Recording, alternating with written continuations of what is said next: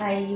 ఈరోజు మనం బగారా రైస్లోకి, చపాతీలోకి, పూరీలోకి ఎంతో చాలామందికి ఫేవరెట్ అయిన బఠానీ కూర చేస్తున్నాను అన్నమాట నా స్టైల్లో.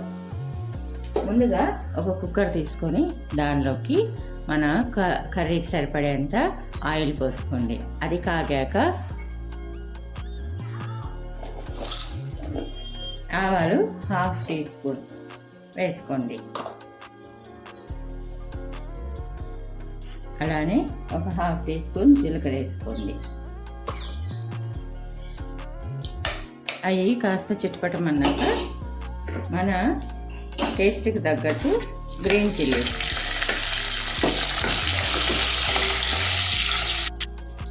చిల్లీస్ కూడా ఫ్రై అయ్యాక ఒక పెద్ద ఆనియన్ సన్నగా మీకు ఎలా ఇష్టమైతే అలా కట్ చేసుకోండి.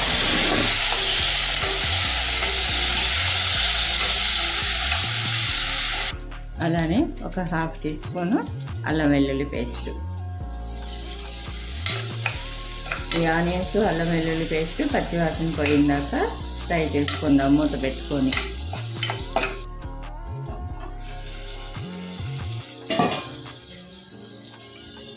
అలా ఇవి ఫ్రై అయ్యేటప్పుడు మీకు ఇష్టమైతే ఆలు కలుపుకోండి, లేదు అంటే స్కిప్ చేయండి. కానీ ఆలు కలుపుకుంటే చాలా టేస్ట్ బాగుంటుంది, పిల్లలు కూడా ఇష్టంగా తింటారు.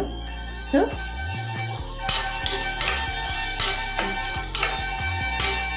ఇది కూడా వేసేసాక నైట్ నుంచి నానబెట్టిన బఠానీలు, ఈ పచ్చి బఠానీ కాదండి, ఎండు బఠానీయే. అట్లీస్ట్ 7-8 అవర్స్ ఈ బఠానీ అనేది నానితే బాగుండిద్ది.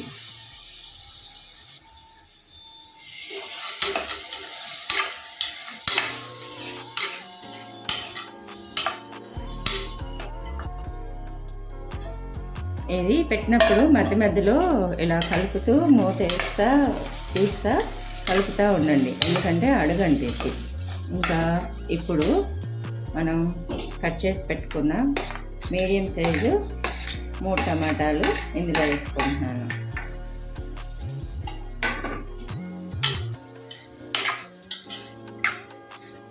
ఇక్కడ మీకు టిప్ చెప్తాను ఏంటంటే, టమాటాలు వేయంగానే వాటర్ పోయొద్దు, ఎందుకంటే 2 మినిట్స్ అయినా కానీ దాన్ని ఉడకనియండి.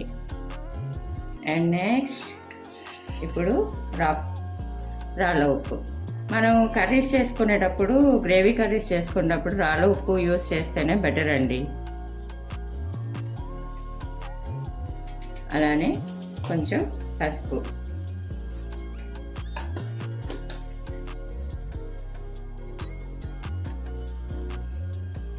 అలానే మన రుచికి తగ్గట్టు కారం.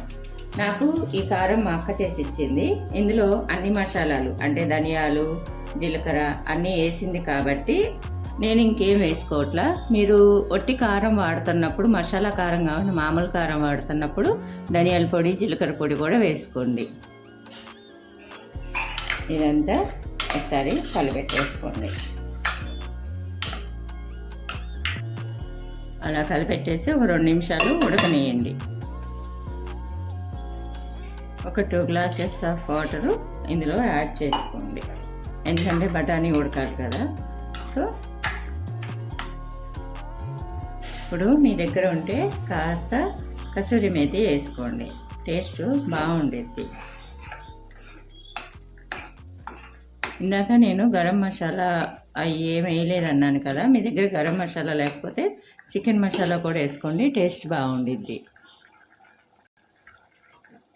ఇప్పుడు కుక్కర్ లిడ్ పెట్టేసి 3 విజిల్స్ వచ్చిందాక ఉంచుదాము.